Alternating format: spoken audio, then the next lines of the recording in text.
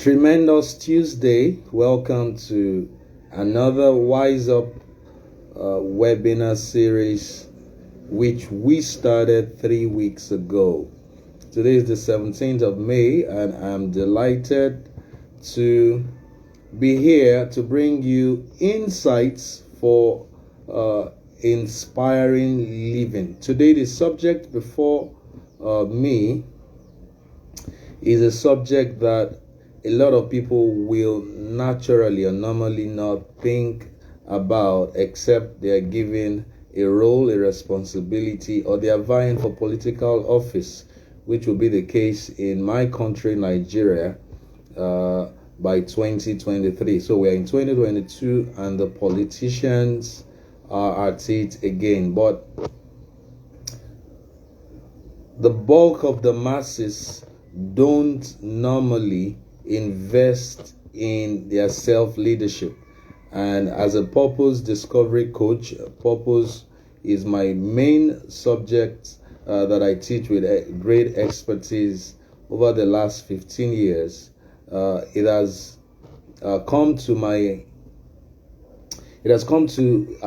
notice that a lot of people don't even know that they have the potential to lead, and you can never fulfill your purpose without developing your leadership. On that note, you're welcome to another live webinar. My name is Mr. Purpose. My real name is Noah Toluleke Afeluakwe. I'm the founder of Africa's foremost self-discovery and leadership academy for teenagers and young people, called the Purpose School.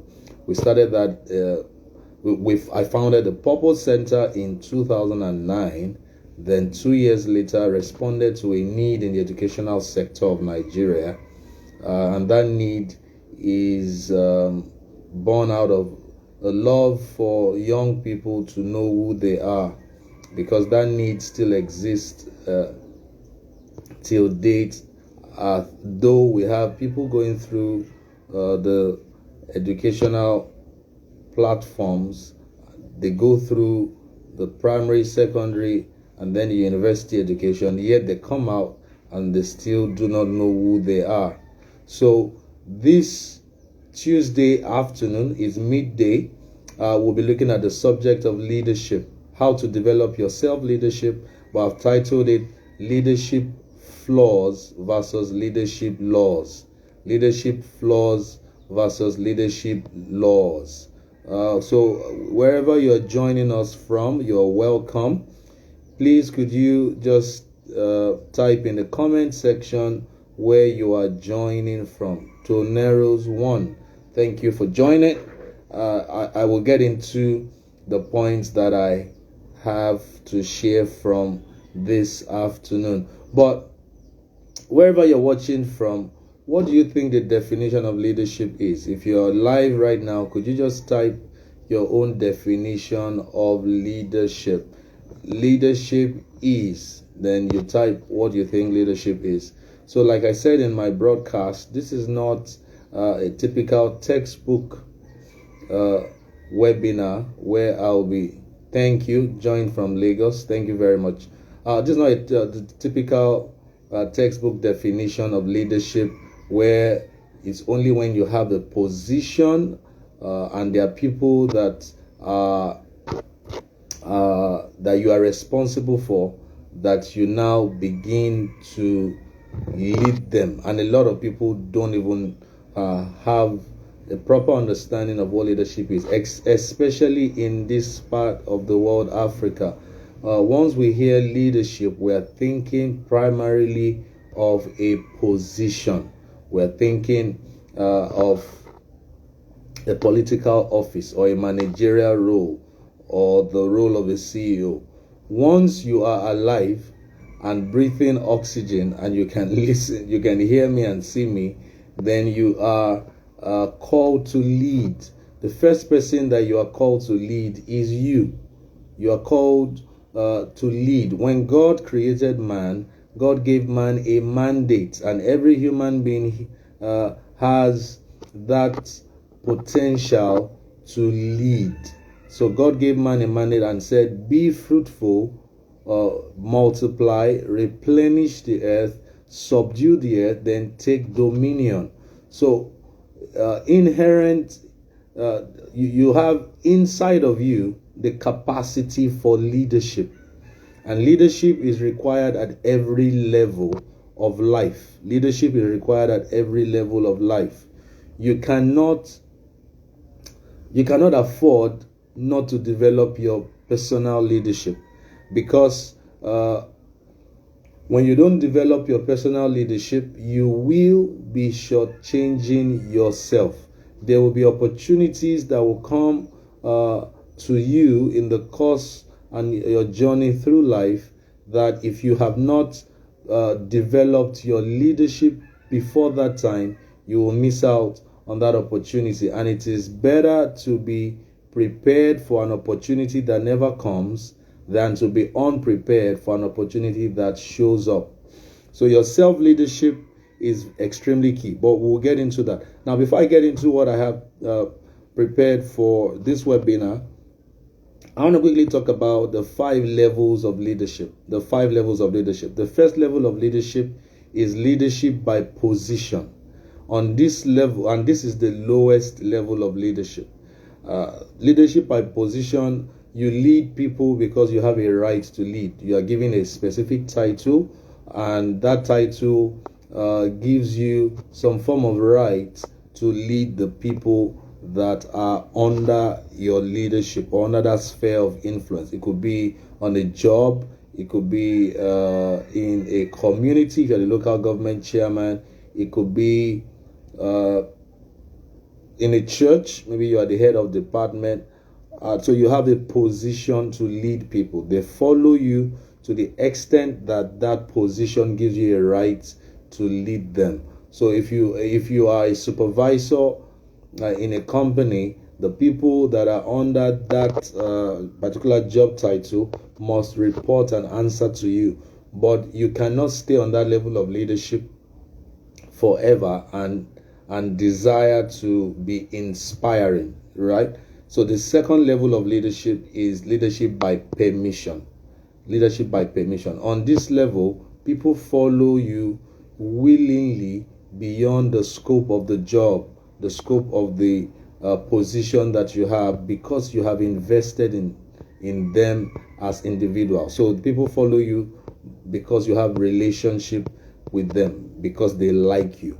So when you lead only from the position you have been given, people don't necessarily have to like you, but they are obligated to follow either the instructions or the whatever it is that you ask them to do. They'll do it because they have to, not because they want to. But when you begin to grow your self-leadership and you grow your skills for leadership, people begin to follow you because they want to. And that's a higher level of leadership. That's when real leadership really begins. So that's leadership by permission. The third level of leadership is leadership by production. Leadership by production. At this level of leadership, if you are within an organizational structure, people are following your lead and your thoughts and your examples more because of the results that you have been able to deliver within that organization. People see you as a results-oriented leader, and they follow you because they know that you know what you are doing. You are competent, you are confident. They might not even be in your department, but once they have a problem in their own department, they will seek you out because you have created results beyond your own position. So people are following you more because of the results they have seen in your life. Bookie Pops, thanks for joining. Wherever you're joining from, please could you just put in the comment section where you're joining from. I asked a question earlier, what's your definition of leadership? Today we're looking at leadership flaws versus leadership laws. My name is Mr. Purpose. If you're meeting me for the first time, I'm a purpose discovery and self-discovery coach, the founder of Nigeria and Africa's foremost self-discovery and leadership academy called the Purpose School, which started in 2009. The fourth level of leadership is the level called people development. At this level, people follow you because you have reproduced yourself in several other leaders. This is the fourth level of leadership, leadership by reproduction.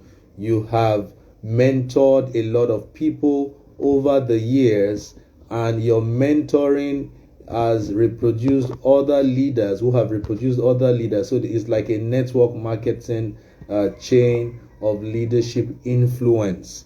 You have touched people's lives, you have impacted them, so your life has been duplicated into many other people. So there's a ripple effect of your person through your leadership journey.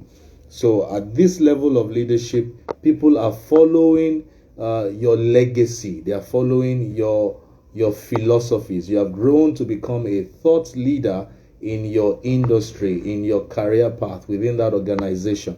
And the fifth and the final level of leadership is leadership by personhood. Leadership by personhood. At this fifth level of leadership, the individual is almost larger than life. You are even more popular than either the organization that you have founded. For example, Bill Gates has gotten to this level.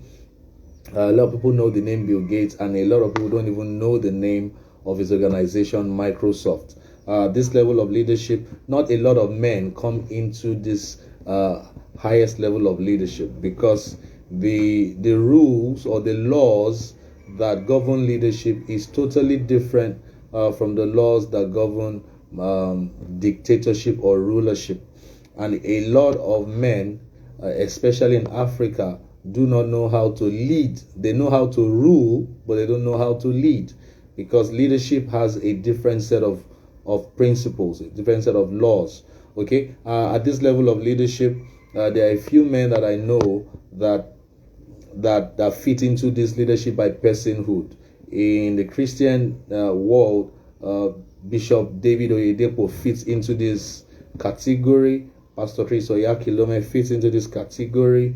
I believe my own pastor, Pastor Kingsley Okonkwo, fits into this category. These are men who have invested their lives. Feladuro Toye fits into this category. These are men who have poured themselves into literally cities, nations, built. Nelson Mandela, yes, I just remembered. Nelson Mandela fits perfectly into this fifth level of leadership, because they have literally become institutions themselves. And it's possible for anyone watching this video right now to transit from the first level of leadership to the last level of leadership, if you will take leadership as a subject seriously. And remember, you cannot fulfill your life's purpose and your vision if you don't grow your self-leadership. So my definition of leadership is very simple and very straight to the point. Leadership is the disposition to make impact on people or places without necessarily having a position. And I'm going to back this up with both scriptural facts, scientific fact, and statistics, right? Leadership is the disposition to make impact on people or places without having a position. So leadership does not require having a position. If you do not have a position, you still have the capacity to create impact wherever you find yourself. So it's more of a disposition, not a position. But when the average person hears the word leadership, what comes to their mind is that I am not a titled leader. So they throw away their sense of initiative, and they never make meaningful contributions wherever they are. Now listen to me. God created you with value, and that value is meant to be added to humanity.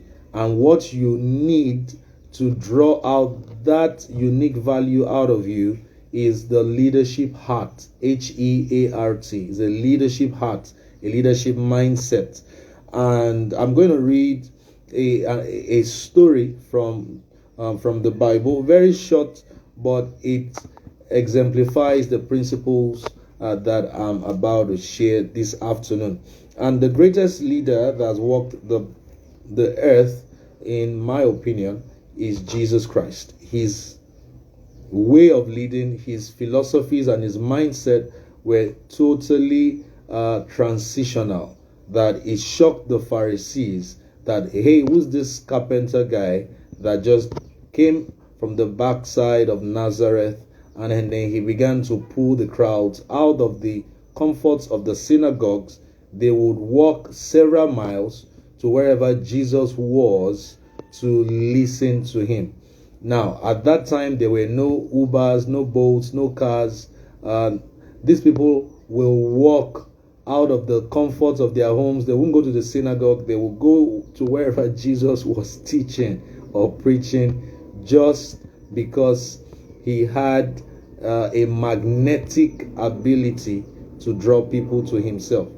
Okay, by the way, I am not a pastor of a church, but I don't teach without referring to the book of books, which is the Bible. The Bible for me is the book that has the wisdom in every genre, every art, every field, every sector of the world. You will find a relevant wisdom that you can use right away for great success. So look at the story here, John chapter 6. The background story was Jesus and his disciples were on a mountain, and the crowd just came after him. So Jesus, from verse 3, John chapter 6 from verse 3, said, then Jesus went up on a mountainside and sat down with his disciples. The Jewish Passover feast was near. When Jesus looked up and saw a great crowd coming toward him, he said to Philip, where shall we buy bread for these people to eat? He asked this only to test him, for he already had in mind what he was going to do. Philip answered, 8 months' wages would not buy enough bread for each one to have a bite. Another of his disciples, Andrew, Simon Peter's brother, spoke up. Here is a boy with 5 small barley loaves and 2 small fish. But how far will they go among so many? That's another flaw there. I'm going to come back to that. Then Jesus said, have the people sit down. And there was plenty of grass in that place. And the men sat down, about 5,000 of them. Then we'll talk about what Jesus did later. So now the first flaw that a lot of leaders practice was revealed here in the statement of Philip. The first flaw is flaw number 1. You cannot lead people you don't love. You can never lead effectively and successfully people that you do not love. If you do not love people, you will be a bad leader. You would think poorly about them. Now, listen to the statement. Philip said, now remember, Jesus was only saying this to test him. This was a leadership test for Jesus' disciples, and they failed the test woefully. You know, remember the definition I gave earlier. Leadership is the disposition to make impact on people or places without having a position. Jesus was giving his disciples a leadership test at this point. It was just a leadership test. If you are going to pass the leadership test, you need to have a disposition to solve problems for people. That's the first foundation that you need to have to build your leadership question. Now, the statement that Philip made here revealed that he didn't have the leadership mindset that Jesus had. He said, where shall we buy bread for these people to eat? He asked to only test him, but Philip said 8 months' wages would not buy enough bread for each of them to have even a little. Counsel with Pearl, thank you for joining. He was thinking small because somewhere in Philip's mind, why is Jesus bothering about what this crowd will eat? we are here. We probably the disciples had some meals that they brought with them, but they were not thinking about feeding the people with bread. They felt teaching them the word is enough. Why do you want to feed these people? Oh, why do you want us to deplete our financial resources to solve these people's problems? Jesus was only testing them. He didn't ask them to supply the strategy to solve the problem, really. He was just testing them. He wasn't going to demand them to take out of their personal resources. It was a test to see what was in their heart. So for you to advance in your purpose and your influence, you need to develop your leadership, your self-leadership. And the foundation for that is to love people enough to even think about how to solve their problem. If you're going to become a leader that will inspire nations, let me even start with the city where you live in. You need to be thinking of how to solve problems for the masses, how your life will become a solution for the masses, or how you will create a product that will solve problems for the masses. That's the mindset that has produced some of the most phenomenal leaders in the world. Think about Nelson Mandela. Think about Bishop Oyedepo. Think about Bill Gates. Think about Steve Jobs. Any leader whose company, whose product, whose idea has transformed the world had this fundamental mindset. They loved people. And Jesus was asking his disciples this question just to test them. And they failed woefully. So where are we going to find, where shall we buy bread for these people? And Philip said, 8 months' wages will not be enough to buy bread for each of them to have even a little. He was thinking of giving them maybe just one slice of bread. If you love people, you will think like God. So for God so loved the world that he gave his best. So if you don't love people, you will do a shoddy job. You will produce a song shabbily. You will whatever it is you do. If you're writing a book, you will not put your best into it because you are thinking firstly of just making money from that venture. So one of the first leadership mindsets you need to be an inspiring, revolutionary leader is to have love for people at as a foundation, and it has to be deep-seated in your heart. Someone once said that you can give without loving, but you cannot truly love without giving. All great leaders are leaders are lovers, and all great lovers are givers. So I'll say that again. All great leaders are lovers, and all great lovers are givers, and they give their best. Okay? So the first flaw that most leaders practice is they don't give their best first, yet they expect to get people to give their best back to them. Now, the second flaw of leadership that I have observed that a lot of people ignorantly or deliberately practice, you will see that in verse 8 of this story, John chapter 6, verse 8, it says here, another of his disciples, Andrew, Simon Peter's brother, spoke up, and listen to what he said. Say, here's a boy with 5 small barley loaves and 2 small fish, but how far will they go among so many? The second flaw of leadership that people make is looking down on your seed capital. Looking down on your seed capital. Looking down on your seed capital. If you are going to transform your life and transform the world, you have to focus on using your seed to meet the needs of many people. Using your unique seed to meet the needs of many.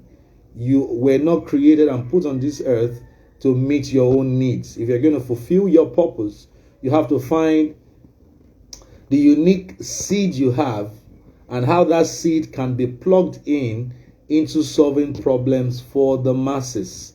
And once you do that, you will become rich. You will become rich as you enrich the community you live in, the nation you live in, the family, the church, the organization where you work. That this mindset is required. And the second floor, like I mentioned, is looking down on your seed capital. Moses looked down on the rod he had, but thank God David didn't look down on the stones and the sling that he had. So what are you looking down on today? Do you look down on yourself as not being good enough to lead, to solve the problem in that sphere of influence where you are currently planted? Then you need to change your mindset. Don't look down on your seed capital. Andrew here said, we have a little boy. Now, emphasis. He was the one emphasizing that there is a little boy here. He has 5 small barley loaves and 2 small fish. What are these among so many? He was so poor. Now, I will say this very slowly. Some people are so poor, they cannot afford to believe.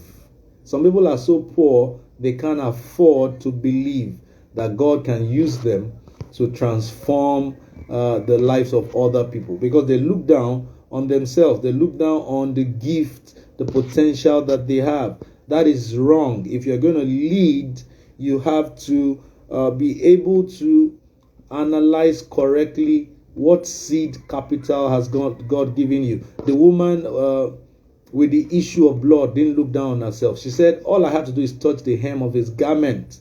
She led herself to take her miracle. She led herself, pushed through the crowd because she had the right leadership mindset. Remember what I said earlier? Leadership is having a disposition to make impact on people and in places without a position. All right? So leadership, you don't need a position to lead. You just need a disposition. You need the right mindset. And the woman with the issue of blood, she did not commit this second leadership flaw, which is looking down on your seed capital. Andrew looked down on the boy and said, we have a little boy here with a small small barley loaves of bread and 2 small fish. Jesus didn't ask him to describe the size of what the boy had. He asked the question, how are we going to solve this problem for these people? And his disciples missed the leadership lesson there. And that's what, the nation I live in is Nigeria. And a lot of Nigerians are missing out on the quest of leadership. They're missing out on the test for leadership. A lot of Nigerians are trying to leave this country right now. Meanwhile, all the problems around us are opportunities for leadership, because leadership is simply about solving problems through your service, through your skill, through your seed capital. I'll go back to the question Jesus asked and his statement. He said, where shall we buy bread for these people to eat? These people didn't even ask for bread. They came for the word. But when you love people genuinely, you would receive ideas that will solve problems for the masses. Once you have a first-class thinking about people, when you see people as important, when you have genuine love for people, you will receive the inspired idea. Jesus already knew what he was going to do. Akomai Peter, thanks for joining. So please, as you join, please could you just type your city and your location where you're joining from. We're talking about leadership flaws versus leadership laws.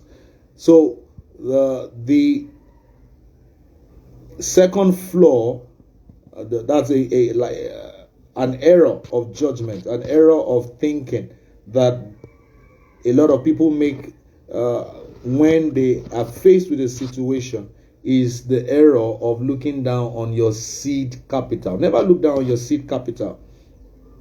Rather, you must magnify your seed.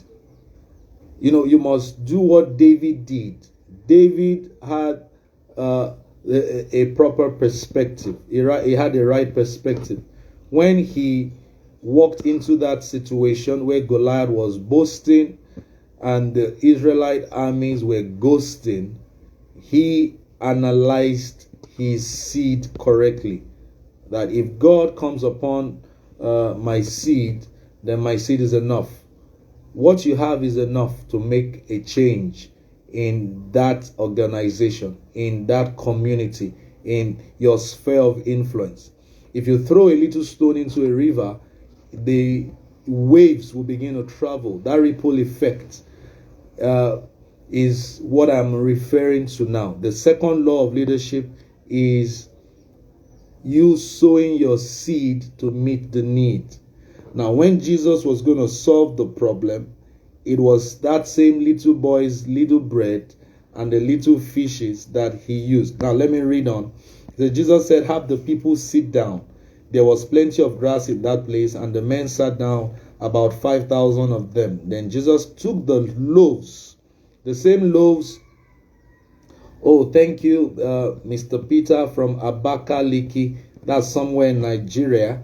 That's like a tongue twister there, Abakaliki. That's a town that produces one very delicious kind of rice, Abakaliki rice. Okay, now Jesus said, have the people sit down, and he took the same loaves, gave thanks, and distributed them for those who were seated as much as they wanted. Now you can see that Jesus had the abundance mindset. As a leader or someone that desires to grow his leadership, you must not make the third mistake. The third flaw that most leaders make is focusing on size, not potential. Focusing on size, not potential.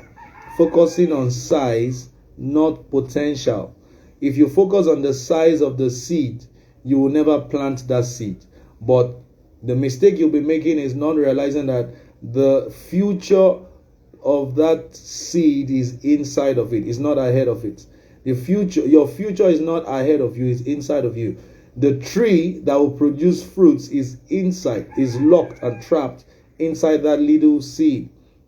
I usually say to people that you can count the number of seeds in a fruit, but you can never count the number of fruits in a seed. Never ever underestimate the power of your potential once you put that potential to use. Most people will not act because they are looking down on themselves. The Israelite soldiers that were with Saul looked at Goliath and said, this guy is too big and we are too little. We are just too little to bring him down. They focused on the wrong things. They looked away from the inherent potential God had placed inside of them. It is said also that you need a lion's heart to get the lion's share. So if you're going to make any transformation in any place, you have to look within you. You have to look within your heart and look within your potential and look within your motives. Do you want to solve a problem, or are you just trying to be famous? Are you trying to use a problem to be famous? Are you just trying to solve a problem and really make the people comfortable? So don't focus on size. Focus on the potential that God has given to you. Focus on things that are within your control. Focus on your own attitude and not the size of the problem. Because if you maintain a good positive attitude, you will be able to see a way out of whatever situation that is trying to keep you small. That's what Jesus did here. He said he took that bread and gave thanks. So what challenge are you in right now that seems to be far bigger than you? Can you give thanks for something that is working? Can you give thanks in the midst of that situation? I tried this gratitude challenge 22 years ago. I had a fracture. I was involved in a motorbike accident. It's called Okada, right here in Lagos, and I had a broken bone. My femur was broken. I was in the hospital, and a preacher came in that day and began to preach to us in the hospital. I was very upset when he made this statement. He said, there are some of you lying on this bed and you're very ungrateful right now. You're supposed to be grateful. And I wonder, what am I supposed to be grateful for? And he said, there are some people that had the accident just like you did. He made this statement first. He said, there are some people who desire to be in your exact situation. I felt very annoyed. I was so cross and angry. And when he made the next statement, my perspective changed. He said, there are people who had the accident like you, but died on the spot. Wow. And they do not have a chance at recovery. That statement just deflated my anger and ignited my attitude of gratitude. That's my heart. From within my heart, I began to give God thanks that, I'm grateful that it's not both legs that were fractured in the accident. My hands are still working. So I began to focus on other things. And the moment that I that I moved from ingratitude to gratitude, I just experienced a lot of peace within my heart, and my healing happened extremely fast. Now, if you're going to make changes to any situation as a leader, you must be able to switch either the people you are trying to lead from focusing on the physical size, moving focus from the small size that presently exists, that maybe money seems not to be flowing enough, or rather you focus on potential. You help people shift perspective when you move them away from the physical size of whatever they are looking at to the potential capacity that seed can produce. That seed can be a skill you have learned. It can be a knowledge that you have. It can even be a relationship. That boy was planted there, and the solution to that problem was still in a human being. So you might be trying to raise capital for your business. You are looking at the wrong thing if you don't focus on the potential of even maybe some of the contacts on your phones. Because if you can shift perspective, then you're on your way to transforming the situation. The fourth flaw of leadership where people make mistakes is they don't supply the strategy, they just give the prophecy. A lot of times people just make statements. You tell people what to do, you don't tell them how to do it. That's an error in leadership that I call the delegation error. So you don't delegate to people without first developing them. Jesus took control and took charge of that situation. Immediately he asked the question. The Bible says he himself already knew what to do, and he wasn't going to hand over the strategy to the disciples. He just wanted to interview to really understand where they were in their own leadership journey. So don't delegate to people if you have not developed them. Develop them first. And this is what Jesus was doing here. He was training them by exposing them to themselves, helping them to really see the kind of mindset they currently had and how he handled the situation as the phenomenal leader that he was, and was that he supplied the strategy to the prophecy that he made. So if you give a vision, if you make a statement as a leader, if you set a goal as a leader for your people, you must also be willing to supply the strategy, because prophecy without strategy is a waste of energy. So what do you want to achieve? If you are the leader of a home, if you are the head of the home as a man watching this, you have to inspire your family. Set goals that are bigger than your current size. And then you must now go to God and think out a practical strategy that will bring about that prophecy or that vision statement. If you are a CEO or the owner of a small medium enterprise, or you are growing a business and you have maybe 4 staff, and you give a statement like, in the next 10 months we are going to have XYZ number of sales. One of the flaws of leadership is not supplying the strategy, only you just give the prophecy. The prophecy here is just giving people emotional, exciting statements without supplying logical, practical steps that will help them achieve the statement. So you don't delegate to people that you have not developed. That will cause the organization to stagnate.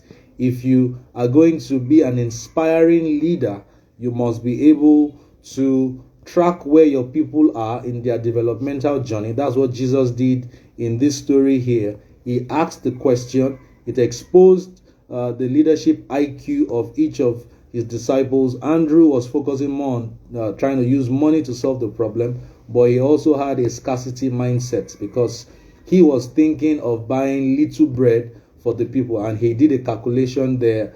He was more like an economist.